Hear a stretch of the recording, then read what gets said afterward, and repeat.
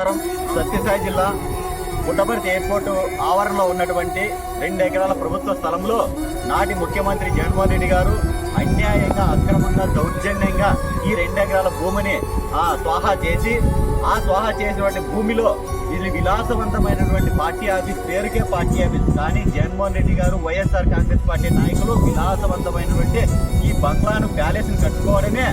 చట్టరీత్యా నేరం. అదేవిధంగా నాడు 2014లో చంద్రబాబు నాయుడు గారు కట్టించిన టిట్కో ఇళ్లను పూర్తి నిర్మాణం చేసి పేదలకు పంచితే ఎంతో ఉపయోగపడేదని చెప్పి నేను ఈ సందర్భంగా తెలియజేస్తూ, అదేవిధంగా ఇలాంటి 20 కోట్లతో విలువైనటువంటి ఈ ప్యాలెస్లు కట్టి ప్రజాధనాన్ని, ప్రభుత్వ ధనాన్ని దుర్వినియోగం చేసినటువంటి మాజీ ముఖ్యమంత్రి జగన్మోహన్ రెడ్డి గారి మీద సిబిఐ ఎంక్వైరీ చేపించి తక్షణమే చర్యలు తీసుకోవాలని, ఇలాంటి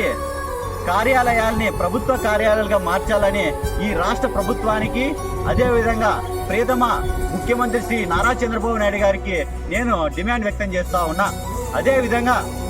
1.5 సెంటు భూమి ఇచ్చి ప్రజలకు పేదల కడుపున కొట్టినటువంటి ఈ రాష్ట్ర మాజీ ముఖ్యమంత్రి జగన్మోహన్ రెడ్డి గారి మీద కఠిన చర్యలు తీసుకోవాలని చెప్పి మనస్ఫూర్తిగా కోరుకుంటూ జై హింద్.